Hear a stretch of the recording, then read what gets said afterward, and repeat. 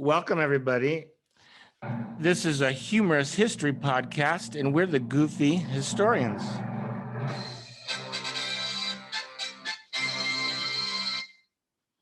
Today, we're going to talk about computers. And this is not going to be one of these videos where you have three old guys talking about how expensive RAM used to be and the size of floppy disks back in the day, although we might do a little bit of that. Floppy disks were huge. They had 8-inch floppy disks. But just want to say that we do have a guest with us today, David Pike. Hi, David. Thank you for joining us again. I am here of my own free will and am not being blackmailed to be here. I just want to be clear on that. I'm not being blackmailed to be here. And you're not a vampire. We've covered that already. Let's be very clear. I also don't own a computer, so I'm just going to wing it. Wow. Yeah. I guess we have to say none of us here are engineers, much less computer scientists. So that would be a true statement. Well, this is going to be a great video. Computers go back a lot further than most people realize. And we've all been around computers our whole life. Well, for us, at least our adult life. But in this video, I guarantee you, we're going to talk about some stuff that you did not know. So you could be the most computer literate person, and we're going to talk about stuff that you didn't know.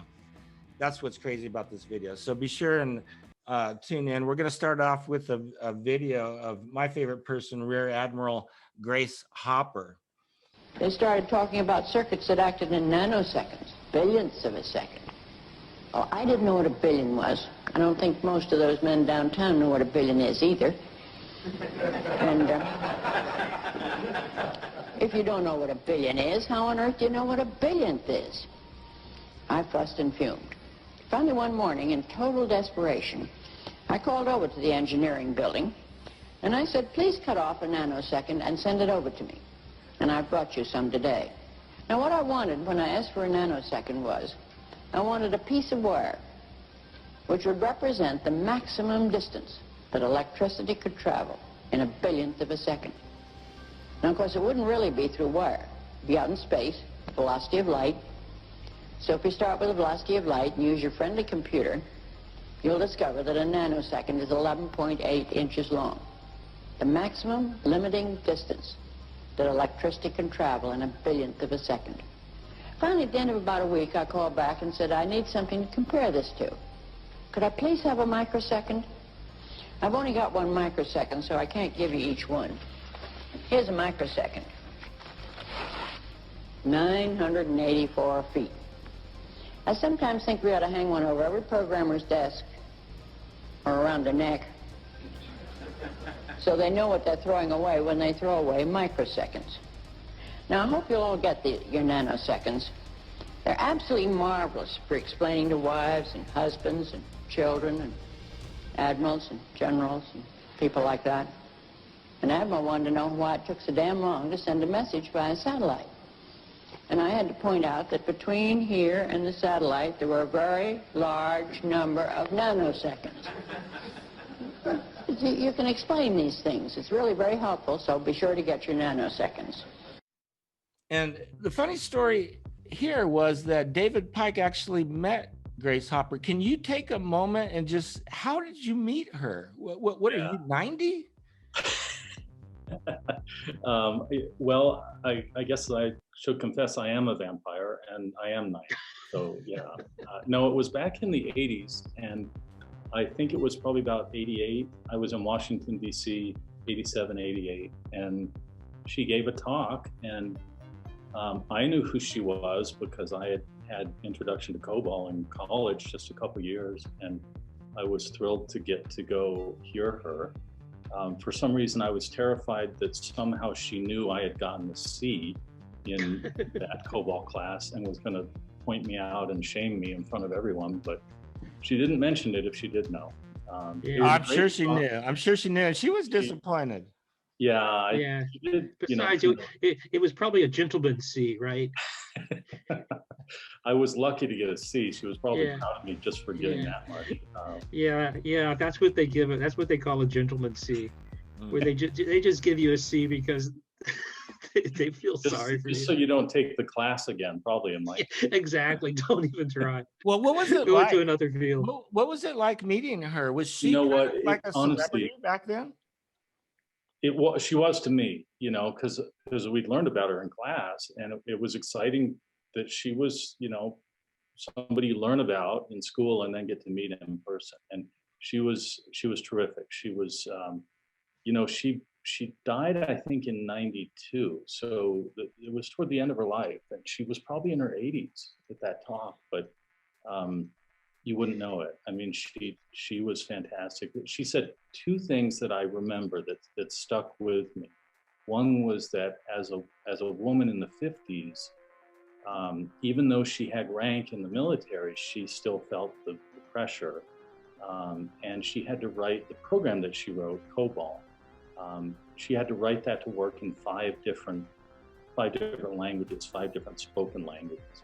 So she had to overprove that this worked, which is amazing when you think about the transformative effect that COBOL had really on our society. We don't really think about it, but it ran, I don't know, hundreds of payroll processing and accounting systems in business organizations for decades, and still does in some places. Yeah, for people who don't know, the reason she's so famous with COBOL and Fortran, she wrote 2 programs. Well, that was the first human-computer interface.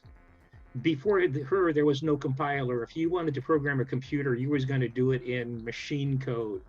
That was the only way to do it, by going in there and actually understanding how a machine worked. And she was the one who did that interface, so anybody could become a computer programmer without becoming a hardware person. Before, if you're going to write a program, you had to be a hardware person. You had to know how the inners work. So that, and there was a lot of debate with her that they didn't want people writing they wanted it to be the domain of engineers, not the domain of software people. So that's what broke the dam and made computing available to everybody with this compiler concept. And she's the one who did it. And you're right, she did it on her own. That's amazing. That's amazing stuff. That's so cool that you got a chance to meet her. Another favorite character I have is Babbage, and the reason I like Babbage is because the name of his computer. What a great name! He was gonna call it the Guzatron 2000. Who knows anything about Babbage? Do you know anything about Babbage, Pike? I do know about him. It's actually the Gazinta. You actually met him too, right? In 1850? I did meet him, yeah, in a different life, my previous life as a non-vampire. No, it was the Gazintatron for Gazinta, 5 Gazinta 24 times, 20 Gazinta 100, however many times I need a computer. That was a great name. That even if he wasn't famous for anything else, he's famous for a great name. So on this podcast, do we need to raise our hands when we're lying so that people know, because we're lying? No. Okay. They'll figure it out. We just give a waiver. Are you serious? We give a waiver at the beginning. I thought that was the name. No. He wanted to name it the Gazintatron 2000 because 2000 after anything makes it cool. Even long after the year 2000, it still works. But cooler heads prevailed, and he went with Difference Engine. Yeah, the Difference Engine, and then Babbage, yeah. Which is very cool in itself. It was sort of the first calculator. It's really kind of the first computer. And, all right, so this was way before Hopper, and he showed this off to like the London elite. In London society, he was an electrician. A mathematician and an inventor and society member in London in the early 19th century. And he built this machine because he was concerned that the mathematical tables that people were using at the time to do calculations, there were errors in the tables. And so there were errors in the calculations. And he figured if I could mechanize this, then we won't have errors anymore. And he built a small machine that did exactly that. And it's really cool. You can see parts of it online. He turned a crank and it moved a bunch of gears. I'm not an engineer myself, but something like that, and came up with calculations and numbers. Very, very cool. Yeah. So it was all mechanical, and you could run it on steam engine apparently, so to run the cranks if you wanted to, but there was no electricity. But basically, it had all the parts of a modern computer. I mean, it worked on punch cards. It had input, output, and a memory and an engine to do your calculations. The difference engine, however, could only do addition and subtraction. His analytical engine later could do more mathematical functions. Well, it would have if it had been built. That's another cool part. Yeah, it never got built. It wasn't even built to do addition and subtraction. Right. He envisioned this entire machine which he called the analytical engine, that never got built. At some point, he moved back away from that to a second version of the difference engine. You know why he kept getting held up? Because didn't he was a character. He was hanging out with Charles Dickens. Yeah. He was he at the opium party where they wrote Frankenstein? Or no, but his daughter, but Ada, who wrote the first program, the first independent person who wrote a program for the machine, for the computer that never worked, was the daughter of Byron, who was at the opium party where they wrote Frankenstein and Dracula. So it's all connected, and that's why I'm thinking David Pike is probably associated with them somehow. Yeah. I would. Now that would have been a party to be at for sure. Yeah. Oh, but it's interesting. The reason we're going into Ada now. Yeah, let's talk about Ada. That's good. Yeah. So the reason she went into mathematics and engineering, because her mother was so pissed off at Lord Byron, the poet, that she said, your daughter is never going to write poetry. We're going to send her as far away from the literary as possible. We're going to send her to math school. So what do you think of that, Lord Byron? So that marital spat, I guess that it came from that opium-infused party that actually led their daughter into an engineering degree. So it was interesting. Yeah. Okay, can I say one more thing on that before we get off? Sure. Get a little go down a rabbit hole. Was that Babbage wrote some notes on his adding machine, right? And Ada, who was actually a better mathematician than Babbage, right? That was her profession.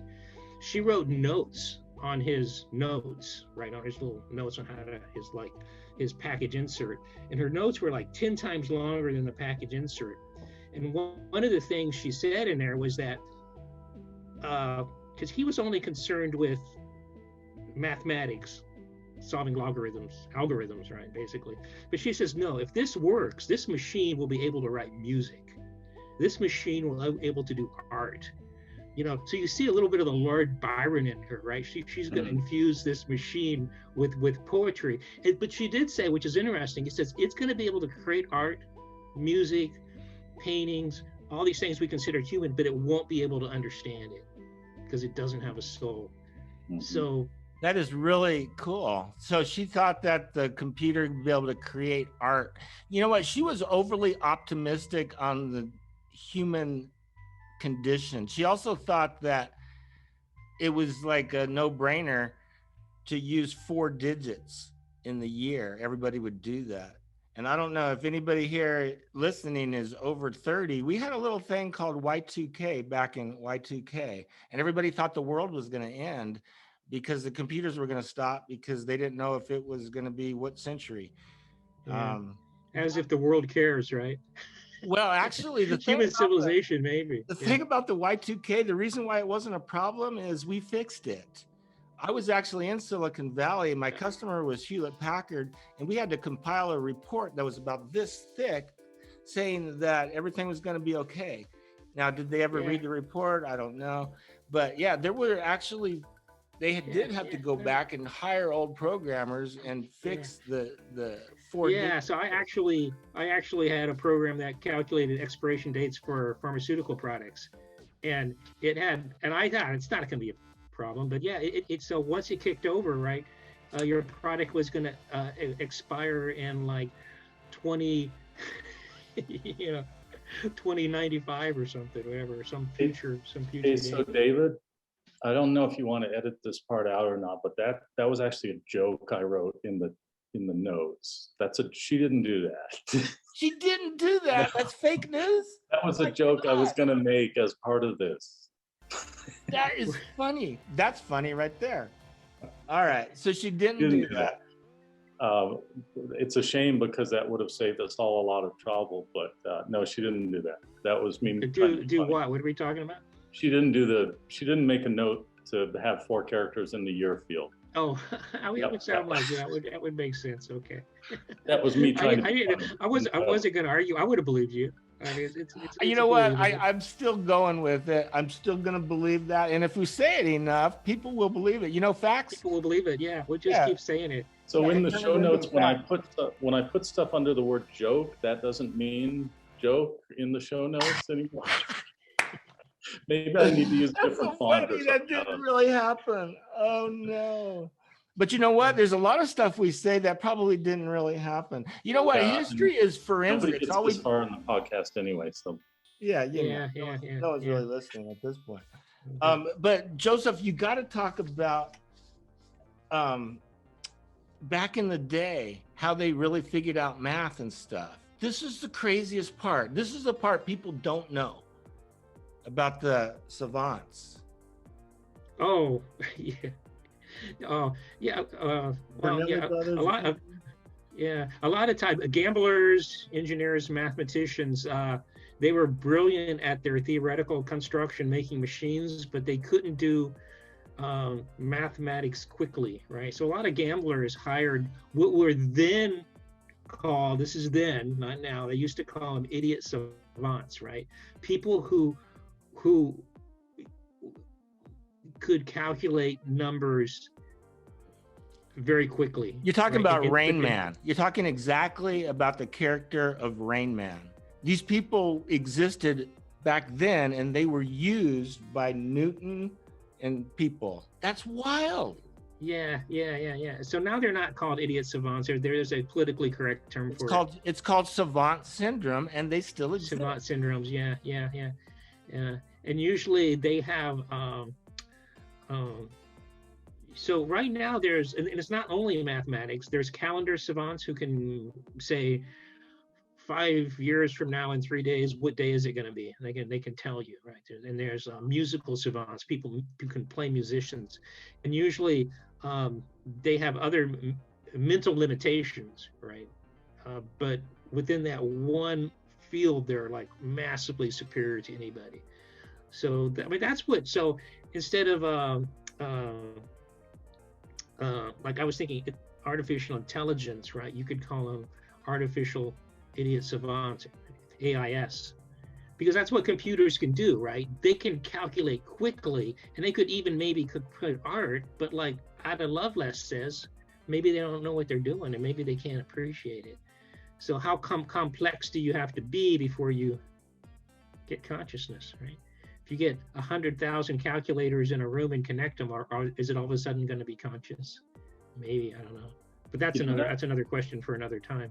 In Babbage's second idea there, the analytical machine, part of it was it would calculate up to a point, and then based on the figure that it had at that point, it would make a decision, quote unquote, whether to go this way or this way. So in a sense, he was already thinking about some type of artificial intelligence, right? Yeah. One big if then else, I guess. Yeah. Hey, a real quick trivia thing. Children of the 80s and 90s who remember malls, the mall babies, will probably remember Babbage's computer store. Do you all remember that from any chance? Babbage's computer and video. It sold video games and computers and stuff. That was named after him. And it survives today under a different name. Any idea what it is? GameStop. But see, GameStop. Now is it GameStop? Know. So it's all related. I tell you, it's all related. Yeah. But see, how was I supposed to know if that was true versus this? Yeah. How do we know? Because I put it under jokes. I put the title jokes in the table. Yeah. Okay. When it's a joke, it'll be like a baseball signal, you know. That's why we do need to raise our hand when we're joking. Yeah, okay. Don't. Well, for me, it's just about everything. I'd be my whole time with my hand raised, right? Like, I'm never joking. That was the second part to that. You're always a joke, but never joking. The second trivia question is it's not really a trivia question. There's an Ada computer language, ADA. Yeah. There's an Ada computer language named after her. So yeah, and she's going, why wasn't Cobalt good enough? Nobody uses Ada, right, for computer languages. What do they use? It's gone beyond to higher level languages. You know what COBOL stood for? Do you remember, David, from class? I have no idea. I have no idea that Commerce. You keep saying I was in that class with you, but I don't remember being in a COBOL That doesn't mean you weren't there. That's why I got a C, probably. You weren't helping me. Oh, yeah. Yeah, is it? It's commerce something. Common business-oriented language. Commerce-oriented business language. Oh, commerce. C-O for commerce. No. Common common. business-oriented language. Okay, yeah. I always think it was commerce because it's used for business, right? Okay. See, that part I remember. If that had been on the test, I would have gotten an A. If that was the only question on the test. I'm still ashamed by that. All right, so I said we weren't going to talk about back in the day when RAM was expensive, but I wanted to make it. When I first started in the computer industry, hard disk drives were giant, right? And we could talk about that video with the Mountain View Computer Museum, how big the hard drives were, and how expensive. And this is the year 2021. And the price of storage from Google is you can get 100 gigabytes for $1.99 a month. That's where we're at today. Yeah, and we're filming this in April of 2021, so it'll be released in May. And we don't usually talk about current events and stuff, but that's where we are today. But 2020 was such a crazy year. They actually officially said that UFOs were real and nobody cared. All right. Yeah. But yeah, remember that the U stands for unidentified. It doesn't mean they're from space. It means they're unidentified. There's a lot of unidentified people, right, going on. As long as they have a green card, we don't care, right? But you know what? The history of UFOs is an interesting topic. How because they've been supposedly been around forever, and our perception of them has changed. So look forward to an episode of Goofy Historians do the history of UFOs. Does anybody have any more to add on the history of computers? Yeah. Let me. We'll have to go back. First of all, I have to show my abacus. Oh yeah, the abacus. Yeah, this is one of the first computers. 2000 came up with 2,000 years ago. The Chinese abacus. The actual abacus is 6,000 years old or more from Sumeria, but it wasn't. It was just rocks, little pebbles on a rock, right? Like you're playing Go or something. And we also have to give a call out to Pascal, who actually did create the first it wasn't a computer, but it was a calculator, and it was functioning. It was a smaller thing, so we can put a picture of it up with what Pascal's calculator looked like. And it was just knobs, and all it could do was addition and subtraction, and it helped his father collecting taxes, right? So he's the one who actually got a working machine, right? Another thing, going back to Ada, and so she wrote an actual complex program to run on Babbage's board machine, so it was never run, right? But it was a complex thing to create Boolean numbers, which is like a very iterative thing you got to do, right? So she was, even if she didn't write the first program, if Babbage wrote the first simple program, she wrote the first loop, right, in computer programming, which you had to keep looping back, right? Because it's not something you can do in closed form. You have to use this iterative process. So she was the first person to use a loop within a computer program, right? But the first computer, you could say, was the Weavers, right? Joseph Marie Jacquard. He was in 1802, where it was the height of the the Industrial Revolution, they were doing a lot of weaving, and so in on a mass scale, and he didn't want to like take apart the machine and reintroduce new machines every time you wanted to change the pattern. So he actually created the first punch card system, and the first, after he implemented his punch card system of weaving, the first program he went through was Hello World, which weaved out into some cloth, right? So you got 3,000 pieces of cloth out there with Hello World, which wasn't punctuated correctly because he was a little H or something. He didn't do, but that was the actual program that was put into a computer type. Well, and it was not computers; it was language orientated, but it had an input and an output. So there you go. He should have some, and that was the punch card thing that Babbage took later to do his computations. Yep. So there you go. We should give some effort for Joseph Marie Jacquard and his punch cards with Hello World. And I don't know if that's true or not, but I've heard that.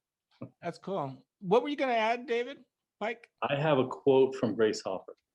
Oh, yeah. Good. It's very cool. She said it at that talk I went to, and I remembered it in fragmented form, and then I looked it up this morning, and it's still cool. The computer was the first machine man built that assisted the power of his brain instead of the strength of his arm. Yeah, That's and I can say, right. That's yeah, cool. computers are mental accoutrements to help us think faster, and maybe better.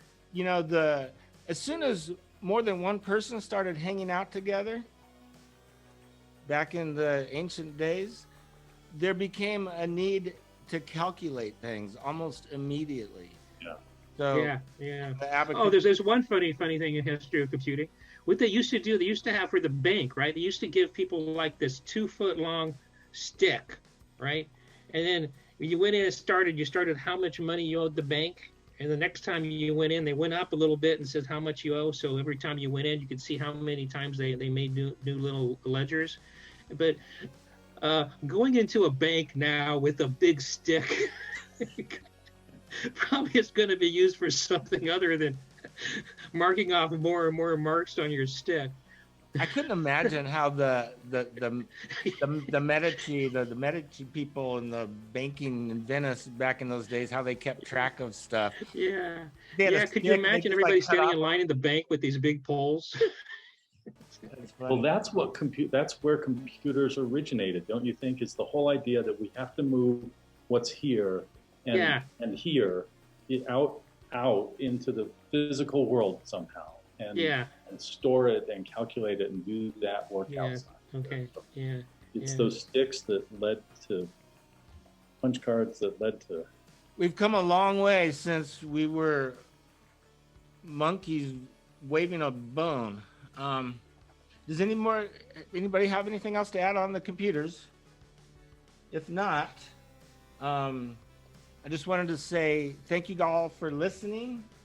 We have a new website that we'll unveil soon called goofyhistorians.com. And then later you'll be able to buy merchandise like coffee mugs and t-shirts. So please subscribe, and I really appreciate you all for listening. Thank you, guys.